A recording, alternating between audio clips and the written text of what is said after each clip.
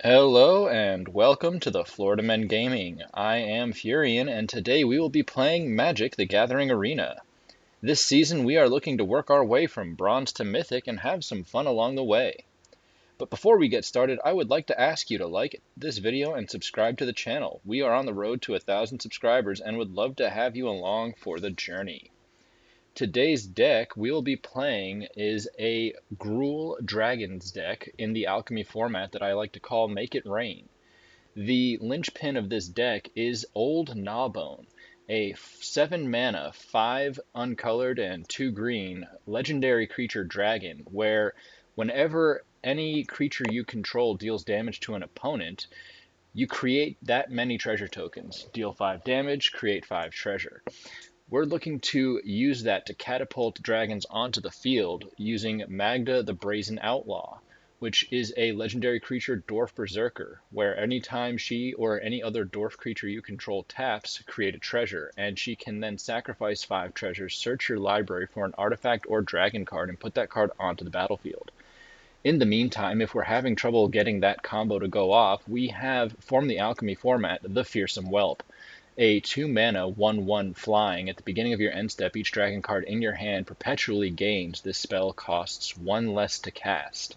We'll be using that to draw in a series of other dragon cards, including the Town-razer Tyrant, a 2 and 2 red, 4/4 flying dragon creature. When the Town-razer Tyrant enters the battlefield, target land you don't control loses all abilities except mana abilities and gains at the beginning of your upkeep.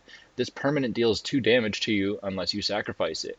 It is a great way to disrupt an opponent, as if they are playing a multicolored deck and have only one or limited colors of a particular portion of their place pattern, you can then take it away from them and make them really question whether they want to keep it on board. We are also playing 4 copies of the A-Goldspan Dragon, which will then take any treasures that we gain from Old Gnawbone and double them up. Treasures you control have tap and sacrifice this artifact, add 2 mana of any one color. Other dragons that we will be playing alongside Old Gnawbone and the ones previously mentioned: Inferno of the Starmounts, 4 and 2 red. This spell cannot be countered. It has flying and haste. Inferno of the Starmounts gets +1/+0 until the end of turn for every red mana you pour into it. When its power becomes 20, it deals 20 damage to any target. So, if we have enough treasure and mana with the Goldspan Dragon and the Old Gnawbone, we could just end games by powering into Inferno. And we're also playing 4 copies of the Red Dragon, a normally expensive dragon card that I wouldn't really try to lean into, except for the Fearsome Whelp reducing its cost and the potential to sneak it out with treasure. This dragon is a 4/4 flying creature that when it enters the battlefield, it deals 4 damage directly to the opponent. Non-dragon cards we'll be playing include Dragon's Fire, a instant speed removal that deals 3 damage, or you can select a dragon that you control or you have in your hand, and it will deal the amount of damage equal to the power of that dragon. We are also running 2 Orb of Dragonkind, which will allow us to add 2 mana in any combination of colors. We can spend this mana only to cast dragon spells or activate the abilities of dragons. This will be very useful if we are having a hard time pulling the green mana to cast Old Gnawbone. If we don't have the treasure available, this will give us the 2 green to put it on the field. We can also sacrifice it to look at the top 7 cards of our library, reveal a dragon card, and put it into our hand. And then the other non-dragon card we'll be playing is the Tuktuk Rubblefort. This is one that I saw in another content creator's video recently. Not really having played during the peak of this particular set, didn't realize that there was a 3 mana card that would give all my creatures haste. The main goal of this is to be a bridge spell into Old Gnawbone so that as soon as it hits the field, it can swing in right away and start generating treasure. We'll see if it's effective in this build. I'm excited to give it a try, and I hope you guys enjoy this video. For lands, we are running 2 copies Lair the Hydra, 1 basic forest, 4 copies of the Rockfall Vale, 1 Cragcrown Pathway, 4 Den of the Bugbear, and 12 mountains. We're really not trying to draw into our green mana, as we only have 1 spell effectively that plays it, but we want to make sure we don't miss it either. So with that being said, we will see you in the video. Alright, we have found our next opponent. Let us see what we are dealing with. Oh, this is a pretty hand. We're going to go ahead and keep a little bit of early removal to keep us balanced here. Fearsome Whelp to start reducing cost out the gate for any dragons we may draw. There's the Gnawbone. Every turn we get to keep this puppy on the board is one more turn that Gnawbone becomes more and more in reach. They're looking to target it with that early removal. Very smart play on their part, as that card can get out of hand quickly if you don't deal with it. Gonna play the Rubblefort, see if they recognize it for what it is. Opponent electing to keep their mana open. We're gonna go ahead and play out another Fearsome Whelp and see if we can dodge counter spells. In hindsight, probably should have waited to play that card until the end step, but it wouldn't stop their instant speed removal either way. Thirst for Discovery. Looking to draw some cards and fill their hand. Let's see if they discard a land or if they end up dropping anything else.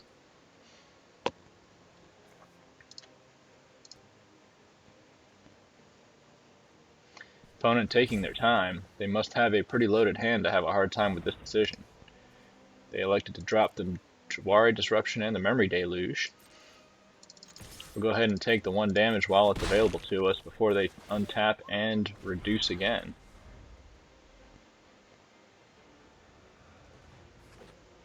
Alright, opponent's up to 4 mana.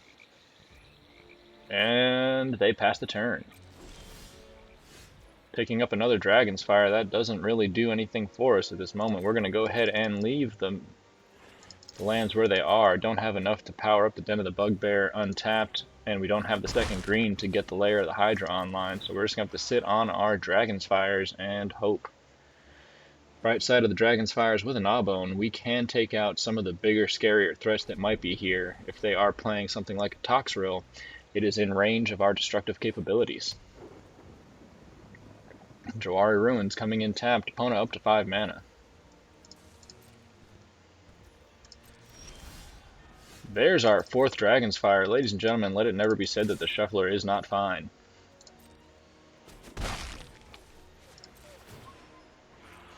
Old Gnawbone now down to 3 mana cost. If I can get an Orb of Dragonkind onto the field, this becomes a whole different animal.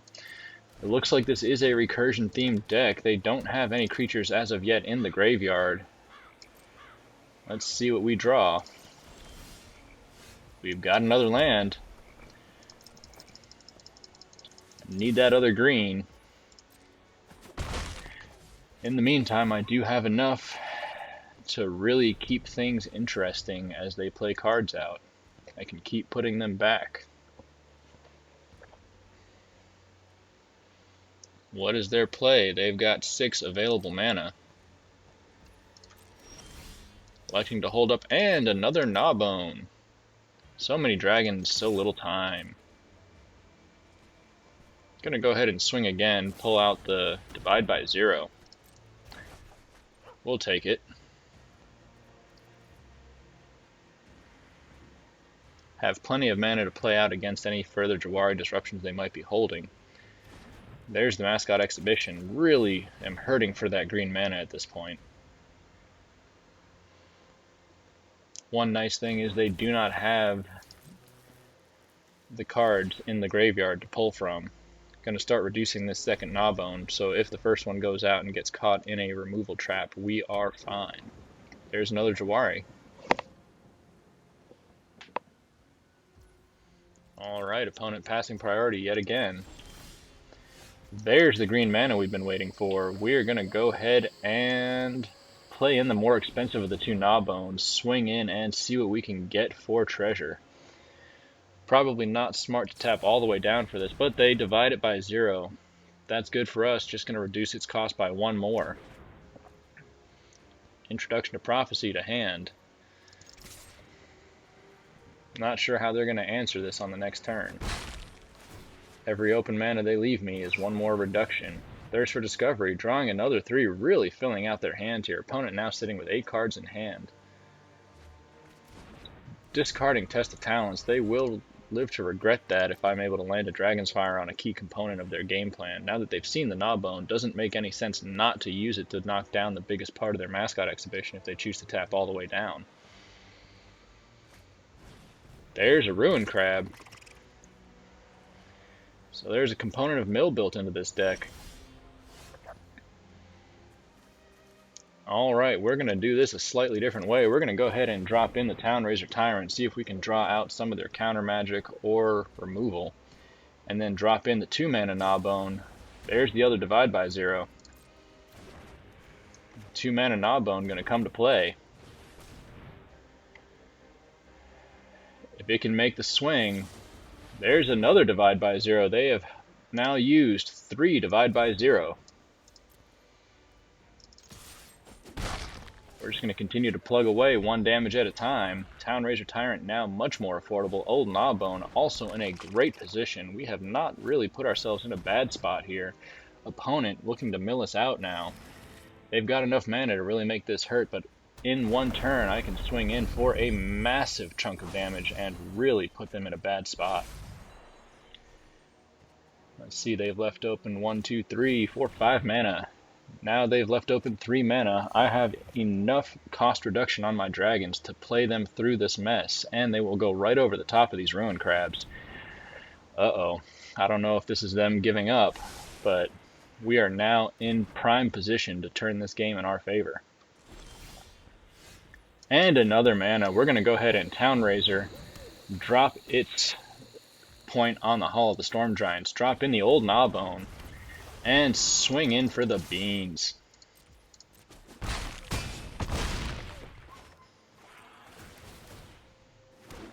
Plenty of mana coming in, making it rain. Gonna go ahead and now Dragon's Fire since the Ruin Crabs are exposed and they don't have anything to protect them. Now their mill is off the field. We are sitting on 10 available mana. The opponent is down to 4 health, and this game is going to be over pretty quick here. Hall of the Storm Giants taken off the field as a viable option.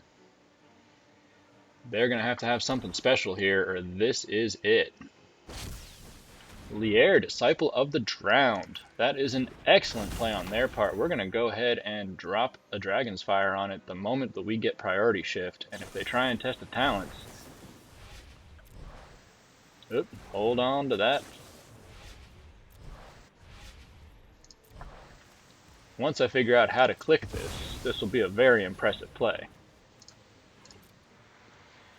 We're going to watch them hit that test of talents on it next. Even though they can't. They are tapped completely out of mana. They don't have the ability to Divide by Zero the Lair off the field. This Lair is going to go down, and their game plan is effectively done. We're going to, with the additional mana we have from all of this treasure, drop another Dragon's Fire, and take away their ability to do anything. And they will take this Gnawbone, but bright side for us, based on the way this deck was designed, we are sitting on another. And the opponent scoops. Ladies and gentlemen, that is a win, and we will take them every time. Alright, and we've found an opponent. Let us see what we're dealing with. With a name like Crazy Pro, you have to wonder. Alright, we have a lot of red mana to get us out the gate. I'm going to go ahead and mulligan. Typically with these dragon decks, especially in the alchemy format, if you don't have one of your dragon ramp cards, it's best to play for it.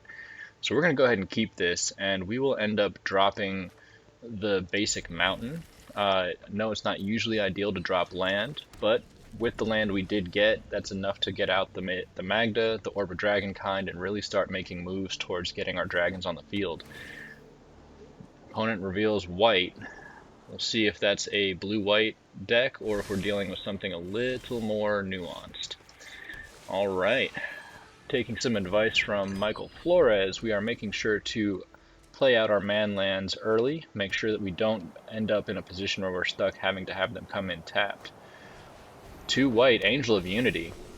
Angel of Unity is a fun card coming out of the alchemy set. It is really good at powering up parties and creatures from the party setup. Looks like they've revealed a white-black here.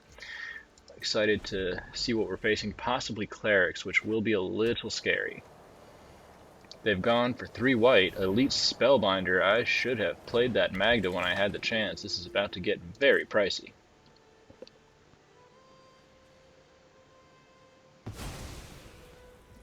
Wise choice on the part of the opponent. Oh, and right in the nick of time, the Town-razer Tyrant coming down. We're going to go ahead and let that sit. We are now effectively out of reach of that Elite Spellbinder unless they land something that can add counters. Or if they have a Skyclave Apparition, we are going to have a moment. They've also revealed blue mana, so we have a dual land that's white-black and a mana that's blue. This looks like the cloning Inquisitor Captain build, so we'll see if they pull the Glasspool Mimic here and play that in. There's the Glasspool Mimic. Let's see what they find off the top of that. Another Glasspool Mimic. They're going to draw themselves out of creatures here pretty soon if they're not careful. And a Righteous Valkyrie. They have effectively flooded the field. Alright, with that, we're going to go ahead and play out the Magda.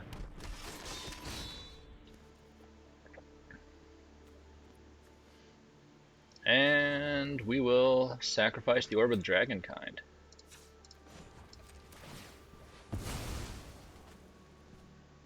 Another Town-razer Tyrant. Let's just hope that they're not sitting on an Elite Spellbinder. This will give us enough aerial defense to really hold back anything they might try and do here. They've elected to sacrifice the Forsaken Crossroads. Mana curve on Cleric decks tends to be relatively low, really most cases capping out at 3 or 4. They've elected not to play any black mana. There's another Glasspool Mimic. They are flooding the field with Inquisitor Captains. This will possibly be enough to put them into a range to drop in another Valkyrie and really boost their health. Voice of the Blessed is going to really benefit from that. That card will get scary very quickly here if we're not careful.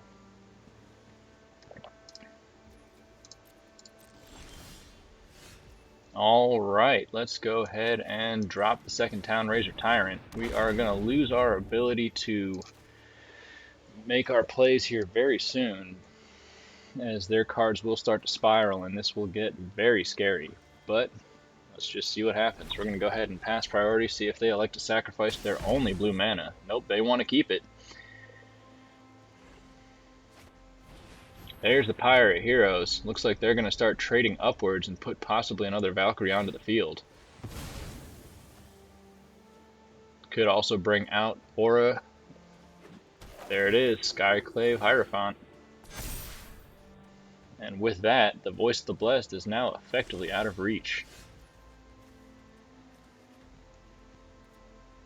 Alright, this turn we are going to attack in with Magda, create a treasure, and let them take it, play the next one down. Sacrifice. That was a mistake. I realize that now. They are now supercharged, and that is on me. With that having been done, I don't see a way that we come out of this. They're going to have to sacrifice that land though, and it may slow them down just a tad. Otherwise it will drop them back out of range. There's the sacrifice. There's the black land. And another Righteous Valkyrie. Ladies and gentlemen, it was fun while it lasted, but this is now GG. I don't have enough blockers nearly to stop the pain from really taking us down. Go ahead and give them the GG. Put some blockers in place. More for dignity than anything else. This game is theirs.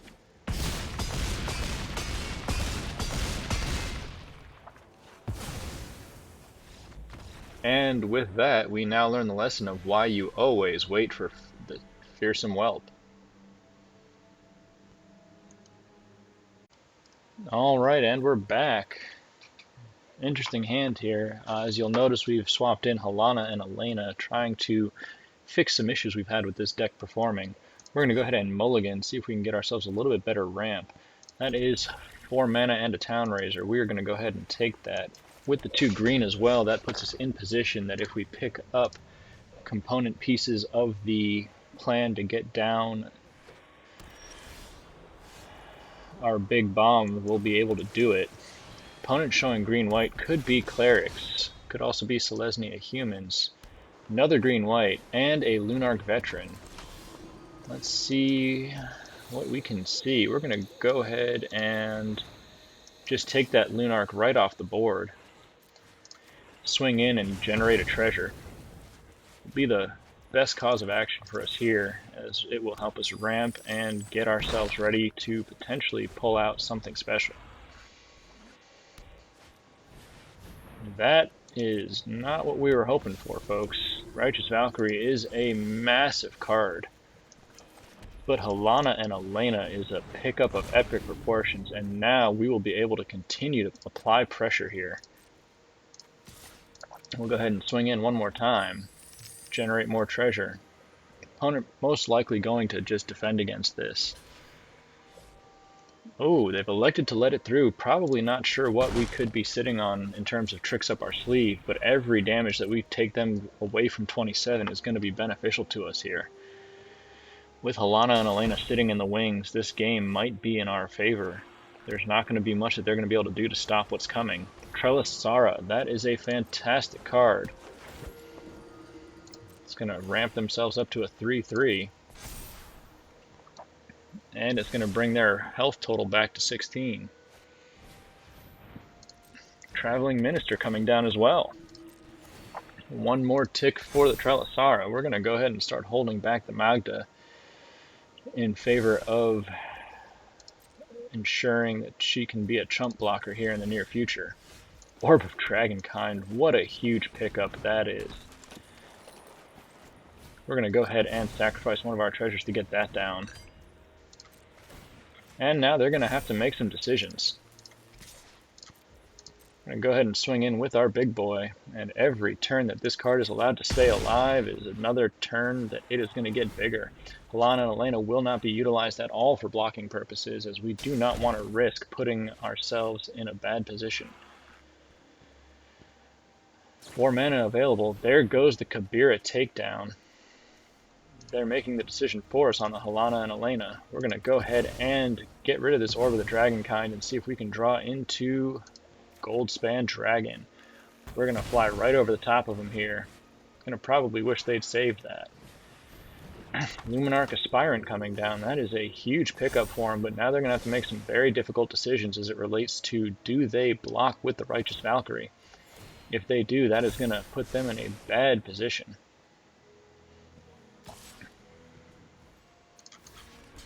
You can go ahead and do that all you want. I will take those hits. And where do you apply that counter?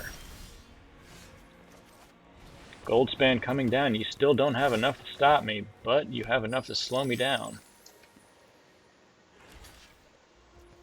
Still going to make 6 damage stick, and with the Inferno sitting in the wings, nothing they can do at this point that I'm aware of is going to be good enough.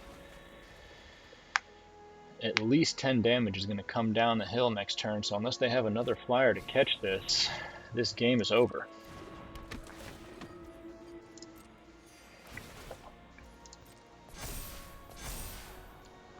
They only have 1 available mana.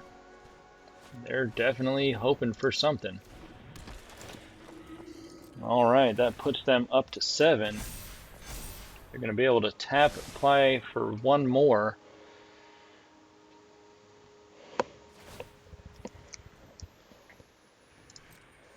They're going to go ahead and swing in for a heap here. It's really the only choice they've got, is to try and make this as painful as possible. But with that, bringing us down to 10 with a very impressive swing, we're going to go ahead and take this one all the way home.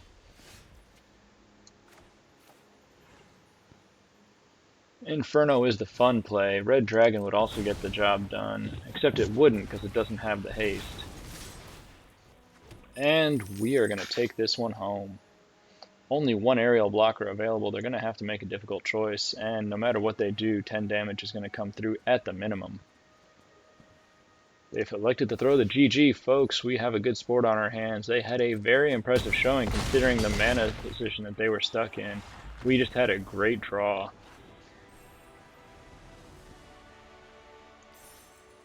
Alright, ladies and gentlemen, we have our next opponent. This is a monstrous hand. We are going to go ahead and keep this. This is what you like to see. all the pieces you need to build into an effective ramp, a dragon card to ramp into Orb of the Dragonkind, Fearsome Whelp, and Halana and Alena partners with the mana that we need in position. Ooh, one more mana and that comes down, and this is a whole different ballgame. I'm going to go ahead and drop the Den of the Bugbear. We'll drop the Cragcrown on green. Hengate Pathway, we're looking at Esper. Let's see what they've got in the works. They are showing white-black, holding the blue in reserve. This could be another chance to take out that Cleric deck that so thoroughly vanquished us earlier. Picking up that second Dragon's Fire, we're going to elect to hold off, and we will see what their next play is. We may be better served not playing something this turn and burning whatever comes down next.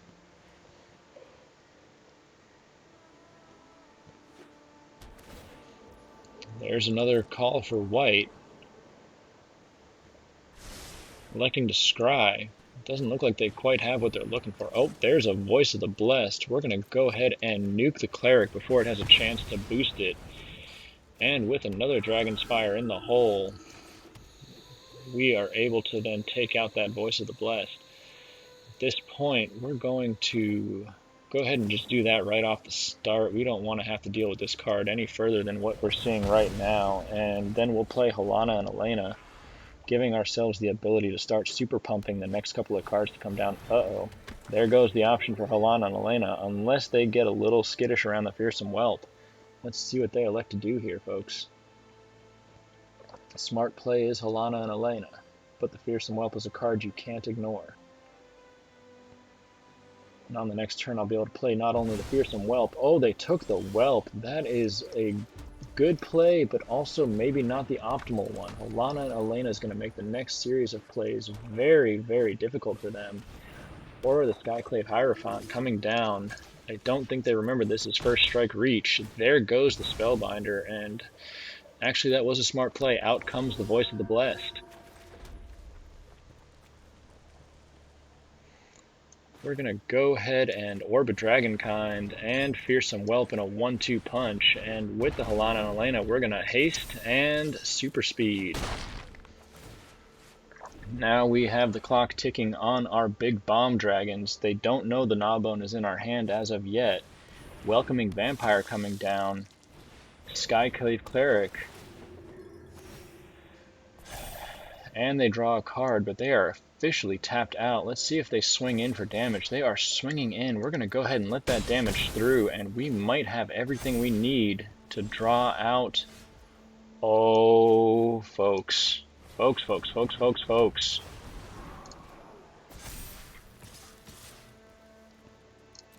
This one is going to be an interesting decision for them to have to make. That is the right choice, of course. And now everything is getting more cost efficient. If they don't have, 7, 8 damage, we're going to go ahead and let that come through. With the Goldspan coming down to supercharge these treasures, and the Red Dragon coming down right after it with that extra treasure power, this game may be over. Let's see if I can do the math. Oh, there it is. That's the bomb we wanted. Ladies and gentlemen, this deck finally did its trick. It was a rough go tonight. We'll bring you up to speed on how it went in the post-game wrap. But that was a fun way to finish, taking revenge on an Esper Clerics deck that so thoroughly trounced us early in our evening. With that, I will see you in the post-game. Alright, ladies and gentlemen, we are back with the post-game wrap. So this deck, we are going to pull up our stats here from untapped.gg, pull that over. We are looking at a deck that went 3-7 for us. Really not ideal at the end of the day when you look at what we were trying to accomplish here. Let's see what we were looking at. On the play, we were a 44% win rate. On the draw, 15%. Now, here's the interesting thing. The initial iteration of this deck was trying to be too cute. I think just having the one card in with the Old Gnawbone, utilizing that green mana, we weren't best utilizing it, and it was too far away most games. We ended up drawing it a lot in our opening hands. We ended up going 1-6 on version 1. About halfway through recording this video, we made a switch. We added Halana and Alena. partners, something that comes in a little sooner, can better make use of that mana, and we ended up going 2-1 in the limited play that we had, which was a welcome relief after that dismal 6-game losing streak. So that being said, how did we do? Was the deck fun? The deck was fun, but it is not necessarily something that I would recommend. With this current format and just the ease of access to dragon cards, it is much more likely that you'll have a more successful campaign just running a mono red dragons deck with that Fearsome Whelp, reducing that dragon cost, not having to go diverse in your mana base. It makes more sense that way. Tuktuk Rubblefort was a fun card to play with overall. I don't know if it added much to the deck, because once Halana and Alena comes in, that becomes the haste booster. So the Tuktuk Rubblefort, I probably could have made further adjustment in that time when I added Halana and Alena in, and then optimized this deck even further. At the end of the day, you live and you learn. It was a fun round.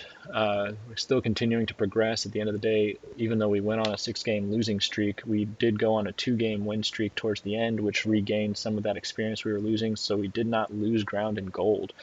Whole goal here, folks, is to make it to Mythic. Never been to Mythic. The farthest I've ever made it during the latter campaign climbs is Platinum. So the further we climb, the closer we get to something I've never seen, and I'm looking to make that journey with you.